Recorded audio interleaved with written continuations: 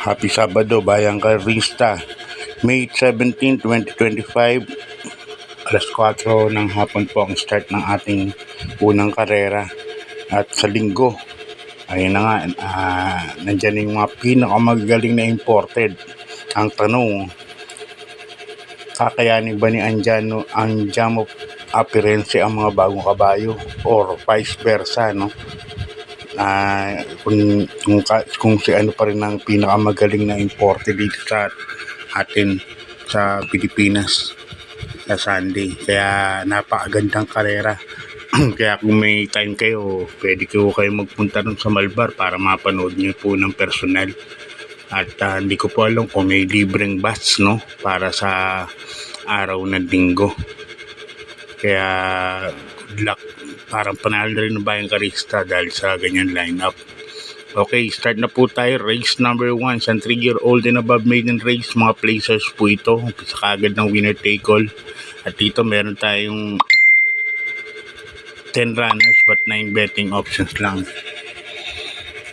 Yan. Dito saloin ko numero 2, Trusted One. Sasakay ni Jackie Dominguez Torque. Trusted One, segundo kay Most Wonderful yan. 1.27, 1.26, 1.27 yata. Parang ganun.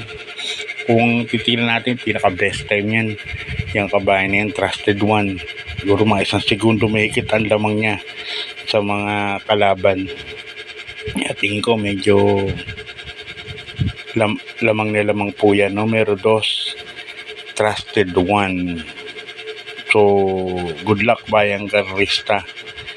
Bisa kagad ng winner take all yan. So, lipat na tayo sa karera numero 2. Ang race number 2 natin, isang rating base class 5, class 5, 11 to 15 points split group. At dito meron tayong 9 runners. Dito ang first case ko, yung bagong baba, no? Numero 4, Carried Away, sasakay ni Jackie Noel Lunar. May 1.28 po sa katawan to. Itong si Carried Away, nung nanalo siya nung nakaraan pa. 6 to 10 points yata. Kaya napunta ng league sa isang dahil plus 7 points yata yun, plus 6 points. Ang laing nanalo. 1.28. Ang second chase ko, maglalagay ako protection numero 3, Antonio De La Mugis. Yan, sasakay ni Jackie JMS Torque. May inam ng tinatak ni Antonio De La Mugis. Bagay pa sa kanyang distansya, 1400 meters. Alam naman natin, isang diremate yan. Kaya sa race number 2, numero 4, Carried Away. And number 3, Antonio De La Mugis. Okay, good luck Bayang Carlista. Lipat tayo sa race number 3. Ang race number 3 natin, isang rating base last 5, 6 points to 10 points split group. Yan. Dito malinaw nung pindot ang numero 7, Isla Puting Bato. Yan. Suluhin ko na po yan. Tinali yan Petron, no? Noong April 26. At tingin ko lamang na lamang po yung kabahay na yan. May tinali niya na yung karamihan dito. So 1 for the day yan. Isa 1 for the day para sa akin yan. Numero 7, si Isla Puting Bato, no? Sakay naman ni Alison Pabilik. Kaya yan, 57 kilogram. Kaya pag nanali yan, sigurado aakit na yan dahil no bearing din yung pinanalunan niya nakaraan kay Petro noong April 26. So Bayang Carlista, good luck. Lipat tayo sa race number 4 natin. Hindi pa na tayo Bayang Carlista. Ang race number 4 natin, isang rating base class 5, 11 to 15 points speed group. At dito meron po tayong 9 runners. So para sa akin, nalalamangan ulit ako dito, numero 7 na si Queen Gabi at sa ni Jackie Pati Ramos Dilema.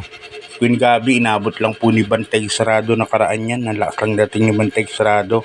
At Queen Gabi, para sumabay sa pacing lang nila nung karera na yun. Pero this time, tingin ko medyo lutang pa rin sa grupo to.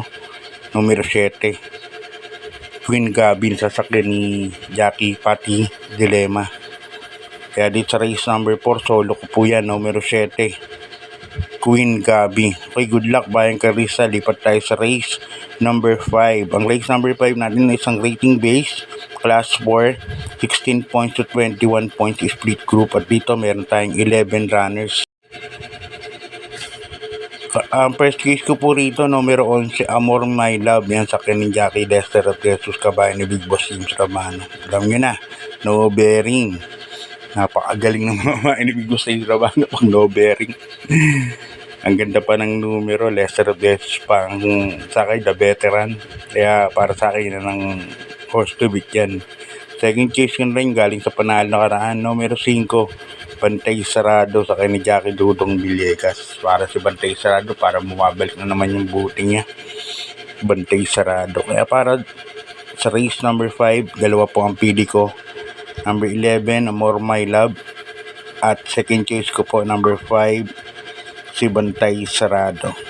Okay, good luck Bayang Carvista. Lipat tayo sa race number 6, penultimate race. Dito maraming entries na, 11 entries po tayo rito. Isang rating base class 5, 5 points. Mga non-placers po ito, hindi na timbang o galing sa mga placer nakaraan. Tatlong beses na pong hindi na natitimbang, no? First case ko rito, numero 6, Awesome Call. Bagong baba po ito. Sa akin ni Jeff Bakaykay. Yan ang magdidikta ng pacing sa karera na to. Second choice ko, numero 8 na rin, Magical Shop. Sa akin ni Jackie Christian Elad Vincula.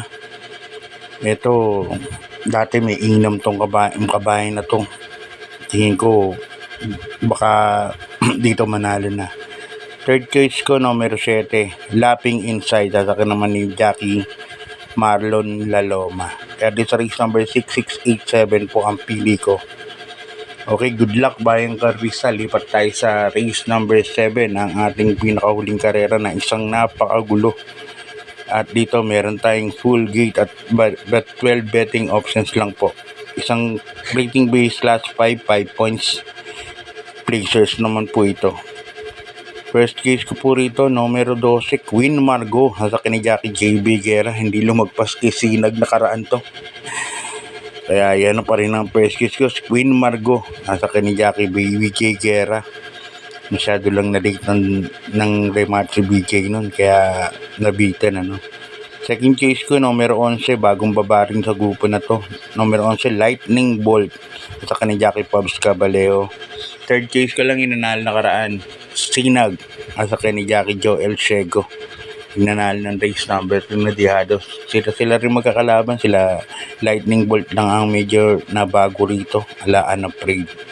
Kaya dito 12, 11, 13 po ako. Hanggang dito na lang. God bless po. Maraming salamat po. At good luck sa ating pangarala lalo na bukas.